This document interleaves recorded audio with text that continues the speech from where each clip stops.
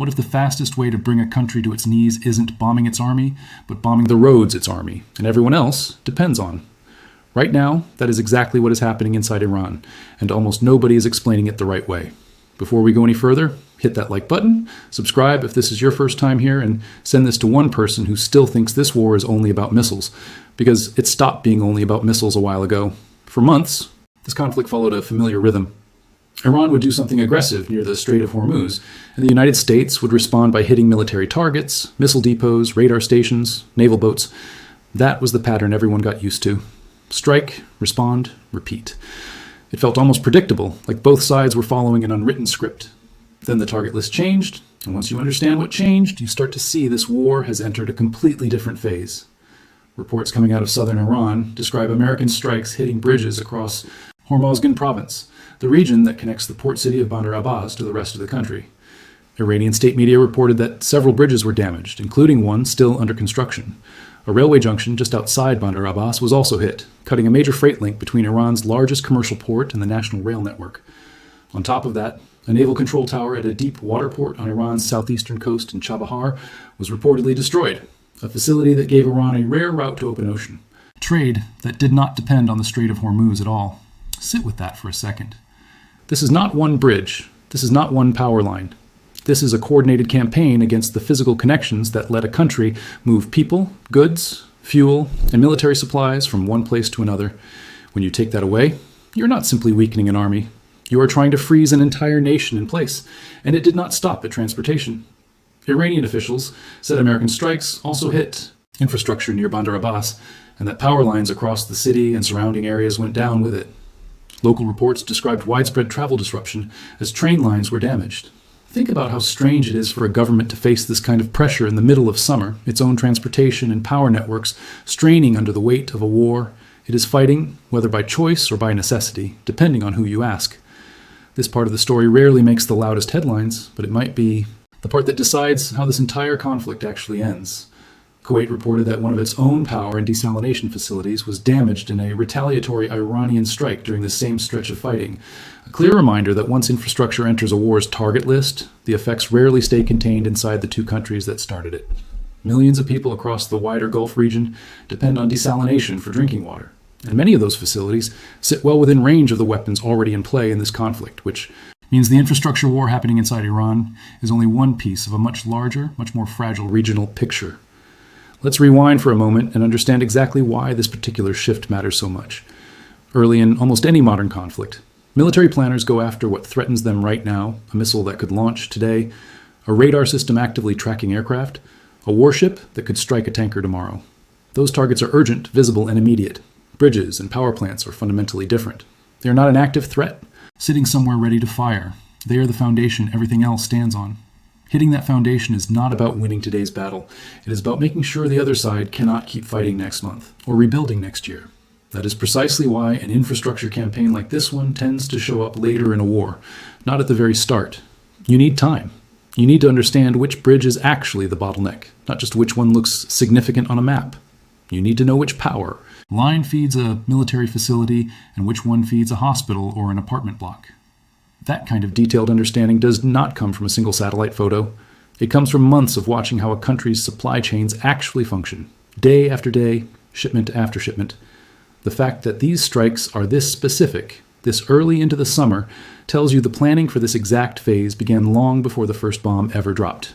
If you're finding this breakdown genuinely useful, drop a comment telling me which part of this conflict has confused you the most, because I read every single one, and it genuinely shapes what I cover next. Now here is where the story becomes even more serious and even more disputed. American officials, including statements attributed directly to the president, publicly warned that Iran's power plants and bridges would be destroyed if Iran did not reopen the Strait of Hormuz by a specific deadline. The language used in some of those public statements was blunt and unmistakably aggressive, warning that the country could face devastating consequences if the strait stayed closed. In response, Iranian officials called on young volunteers to form human chains around power stations, an attempt to use ordinary civilians as a kind of shield to discourage strikes on those facilities. Iran's president publicly claimed that millions of people had volunteered to defend the country. France's foreign minister publicly warned that deliberate attacks on civilian and energy infrastructure are restricted under international law, adding his voice to a growing chorus of governments urging both sides to pull back. And this is the tension, sitting at the center of everything happening here.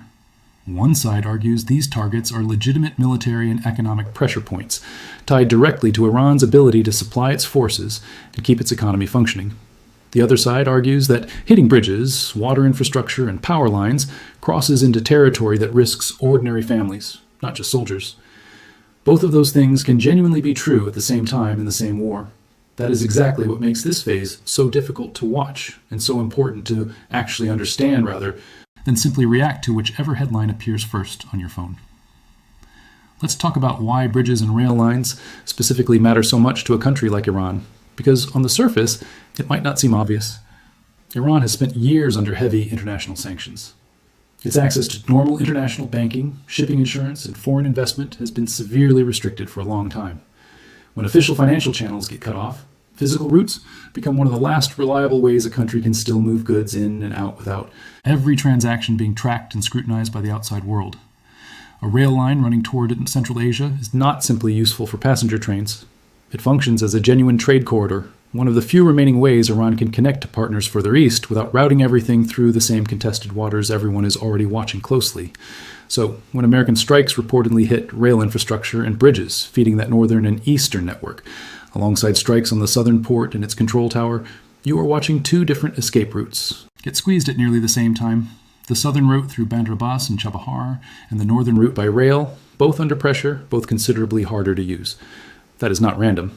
That looks like a deliberate strategy built to remove options one at a time, so that whatever backup path Iran hoped to lean on if the Strait of Hormuz became too dangerous keeps getting narrower and narrower.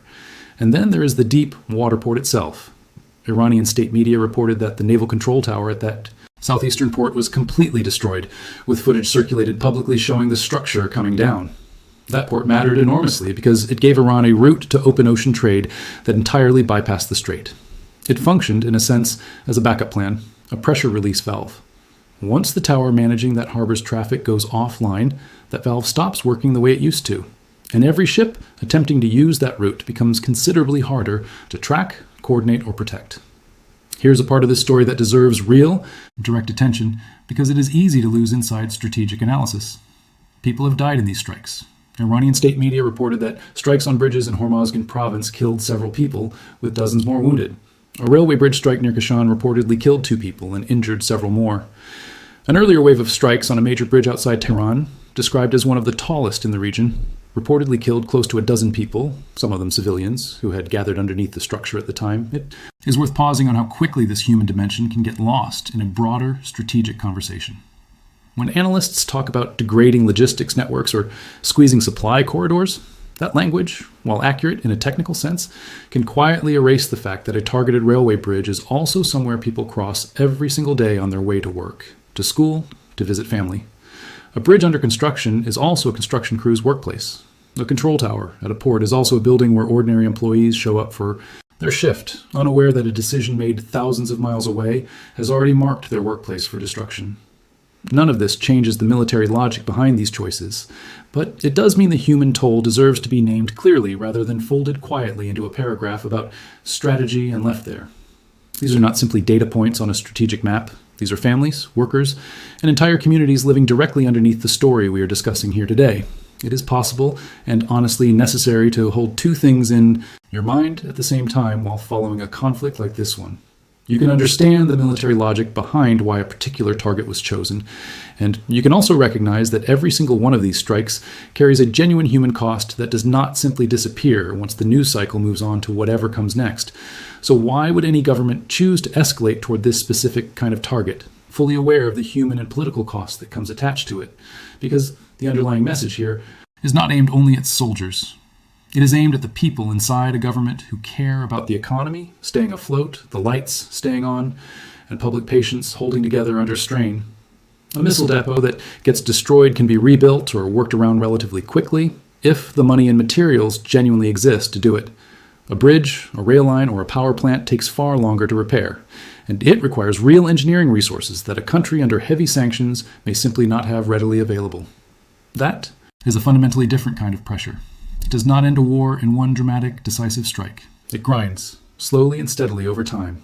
If you have made it this far, that tells me you genuinely care about understanding this properly instead of skimming a headline and moving on. So do me a favor and hit subscribe right now, because the next update on this could arrive any day. I want you seeing it the moment it happens. Let's talk about how this kind of pressure actually plays out inside a country, because it is nowhere near as simple as flipping a switch and having a government suddenly surrender. When missiles and radar sites get hit, the internal response inside a government tends to be fairly unified. Rebuild what was lost, protect what remains, keep going. But when the thing under sustained attack is a country's basic ability to function day to day, the internal conversation gets considerably messier. Military leaders want to keep projecting strength no matter the underlying cost. Economic officials watch trade routes and supply chains breaking down in real time and start quietly asking how much longer this situation is genuinely sustainable. Political leaders have to explain to an exhausted public why trains have stopped running and why the power keeps cutting out, all while trying to hold public support together at the same time. It is worth imagining what those internal conversations might actually sound like, even without direct access to them. A finance official pointing out that the money to rebuild simply is not there this quarter. A regional governor fielding angry calls from constituents whose commute now takes 3 times as long because the nearest bridge is gone. A military commander insisting publicly that morale remains high while privately acknowledging that supply convoys are taking increasingly convoluted routes to avoid damaged infrastructure. None of these conversations show up in an official statement or a state media broadcast, but they are almost certainly happening somewhere in government buildings across the country right now, and they are exactly the kind of quiet friction that a campaign like this is specifically designed to generate. That kind of internal friction, spread across weeks and months, is exactly the kind of slow, grinding pressure this style of campaign is specifically built to create. There is also a regional angle here that does not get nearly enough attention. When a rail corridor connecting Iran towards Central Asia gets disrupted, that does not only affect Iran itself. It affects every country further along that same route that depends on it for trade. It sends a quiet, unmistakable signal to neighboring governments and trading partners that staying closely tied to Iran right now comes with real tangible risk, no matter what those same countries continue saying publicly. The same underlying logic applies to shipping more broadly. Once a major port's control infrastructure becomes unreliable, insurers and shipping companies start recalculating risk across the entire region, not just for that one specific port. That kind of ripple effect can genuinely outlast the war itself. Consider how this plays out for a shipping company weighing whether to route cargo through Iranian waters at all over the coming months. Insurance premiums for vessels operating anywhere near an active conflict zone already climb sharply the moment hostilities break out, but damaged, unreliable port control system adds an entirely separate layer of uncertainty on top of that. A captain approaching a harbor without confidence that the control tower coordinating traffic is even functional is taking on a very different kind of risk than one navigating toward a fully operational port. Multiply that hesitation across dozens of shipping companies making similar calculations at the same time, and you get exactly the kind of quiet, compounding economic pressure that rarely makes for dramatic footage, but genuinely reshapes trade patterns across an entire region for years afterward. There's also something happening on the diplomatic side of this conflict that rarely gets the same attention as the physical strikes themselves, yet it shapes almost everything unfolding on the ground. Iranian officials have consistently framed their own actions as defensive and framed the strikes against them as unprovoked aggression. That framing is not unusual in itself. Almost every government at war frames its own side as the one being forced to react. What actually matters here is not whether Iran genuinely believes its own framing. What matters is whether that framing continues landing effectively with the audiences it needs to reach, both domestically and internationally, given how visibly one-sided the situation on the ground has become. On the other side, American officials have been unusually direct about what could come next, publicly naming power infrastructure as a category that remains squarely on the table if the underlying situation does not change. That kind of blunt, specific language is not accidental. It is designed to remove any ambiguity about exactly what continued escalation actually costs, and it is designed to place the pressure of the next decision squarely on the other side of the table. There has also been a noticeable shift among regional players who spent the earlier months of this conflict mostly issuing public statements from a comfortable distance. As the war has dragged on, some of those same countries have moved toward more direct involvement, whether through intelligence sharing, logistical support, or quieter forms of military cooperation. That shift matters specifically for the infrastructure campaign because a wider group of countries applying pressure simultaneously makes it considerably harder for Iran to frame this as a single hostile actor acting alone against it. a framing that has been a consistent thread running through Iran's messaging since the earliest days of this conflict. Now let's talk about how a campaign like this actually gets built, because it is far more complicated than picking a bridge off a map and simply deciding it looks important. Military planners work through questions like these. If this particular bridge goes down, how many other routes realistically exist around it? How long would it genuinely take the other side to reroute traffic effectively?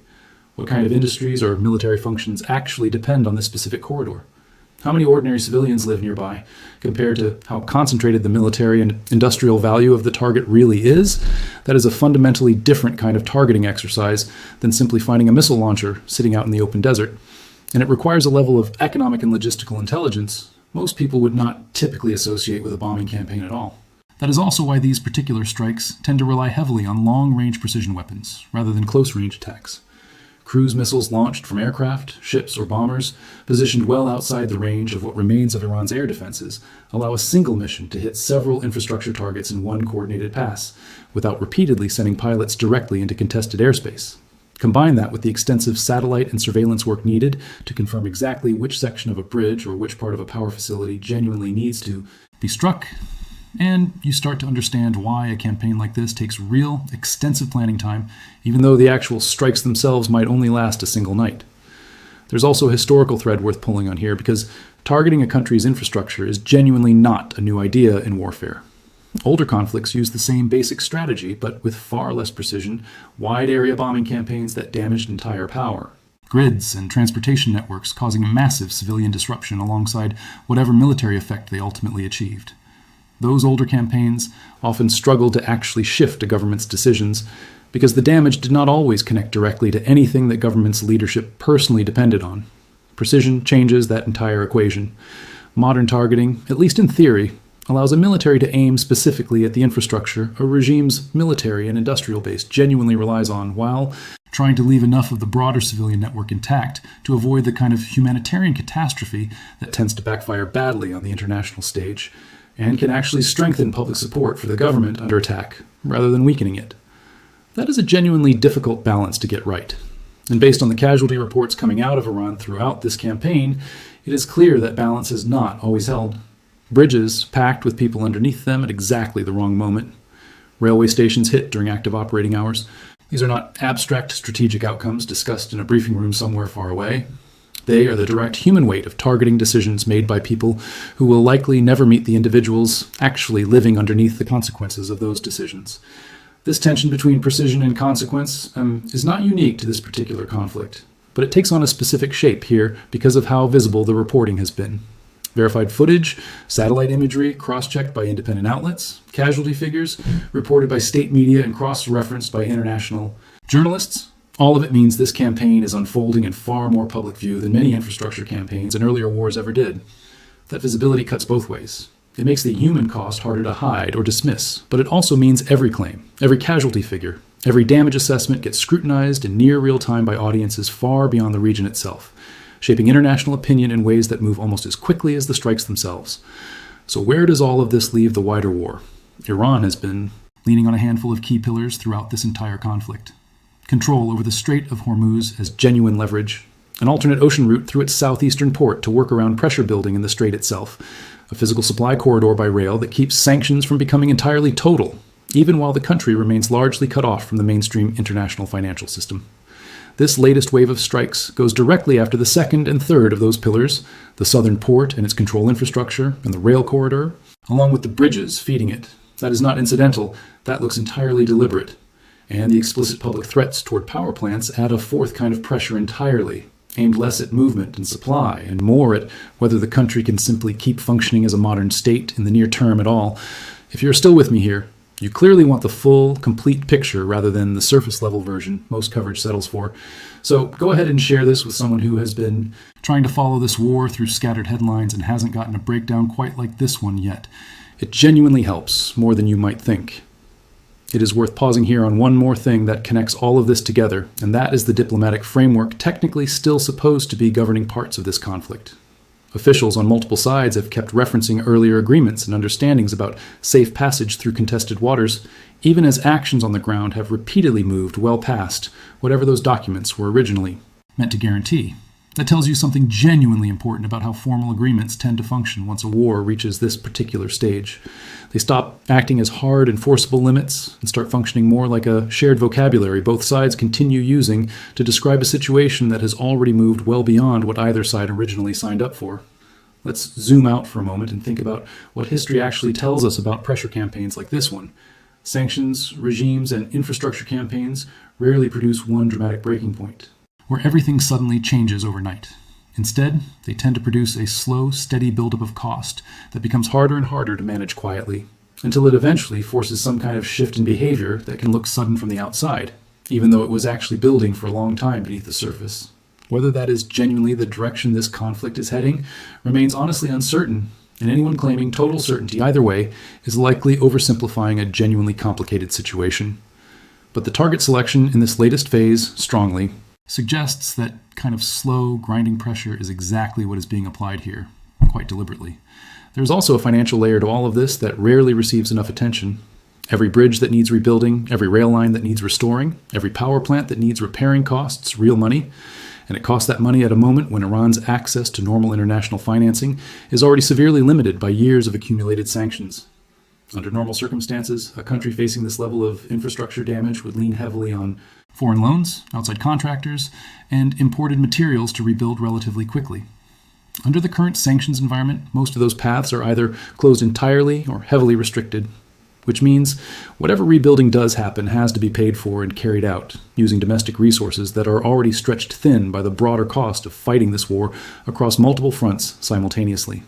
That is the quiet mechanism through which this kind of pressure keeps working in the background, long after any single strike stops making fresh headlines. Think about what that actually looks like in practice for a construction crew or an engineering team tasked with repairing a damaged bridge. Under ordinary conditions, replacing specialized steel components or advanced electrical systems might mean placing an order with an overseas supplier and waiting a few weeks for delivery. Under the current sanctions regime, that same order might require finding an alternative supplier willing to risk secondary sanctions, routing payment through intermediaries to avoid scrutiny, and accepting significantly longer wait times or inferior substitute materials. Every one of those complications adds weeks or months to a repair timeline that would otherwise take days. Multiply that friction across dozens of damaged sites simultaneously, and you start to understand why officials studying this kind of campaign tend to measure its effects in months and years rather than days and weeks. It is also worth remembering that these effects do not simply disappear once the news cycle moves on to something else. A bridge struck today does not vanish from the underlying reality the moment a new headline appears elsewhere. It often stays broken for months, sometimes considerably longer, especially under the kind of severe resource constraints Iran is currently operating under. The same holds true for damaged rail lines and power stations.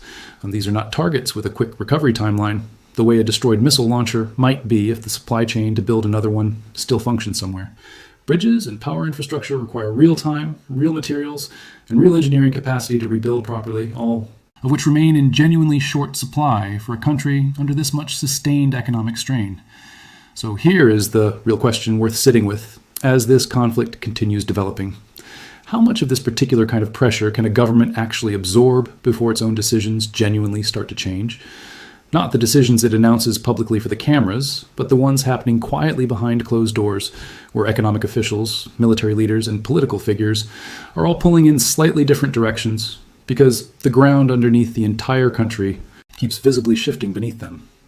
History suggests the answer usually is not one single dramatic moment. It is an accumulation, a slow, uncomfortable buildup of strain that eventually reaches a breaking point that looks sudden from the outside, but was actually forming steadily for a long time beneath the surface. What should you actually watch for going forward if you genuinely want to understand where this is heading, instead of simply reacting to whichever headline is loudest on a given day? Watch how quickly damaged bridges and rail lines actually get rebuilt, or whether they stay broken for months at a time. Watch whether the tone coming out of Tehran shifts even slightly in either direction over time. Watch whether regional partners keep quietly pulling away or start easing back toward business as usual. And watch whether genuine diplomatic movement actually happens, instead of the same public positions simply being repeated over and over again by both sides involved. This war has already moved through several distinct phases, and this latest one, specifically aimed at the physical infrastructure that keeps an entire country functioning day to day, might end up mattering more than any of the phases that came before it. Not because a collapsing bridge makes for more dramatic footage than a missile strike, because it usually does not, but because this particular kind of pressure goes after something considerably harder to replace than any single weapon. It goes after a government's basic ability to keep its own country running, to keep trade moving, to keep the lights on, and to keep its own people patient enough to endure whatever comes next. That is a genuinely different kind of war than the one that started this entire conflict. And whether it actually changes anything meaningful, or simply becomes one more phase that gets absorbed the same way every earlier phase eventually was, is something we are only going to understand by watching closely over the months ahead, not by searching for a single dramatic moment that neatly wraps the whole story up into one clean, satisfying ending that fits inside a headline. What do you think actually happens from here?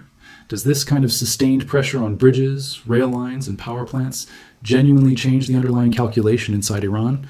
Or does the country simply absorb this phase the same way it has absorbed every other phase so far? Tell me what you think in the comments, because I am reading every single response, and it genuinely shapes what I cover in the next breakdown. Before you go, if this actually helped you understand what is happening underneath the headlines, subscribe so you do not miss the next one. Because this story is still moving fast, and I genuinely want you seeing every major shift the moment it happens, not days later, once everyone else already has.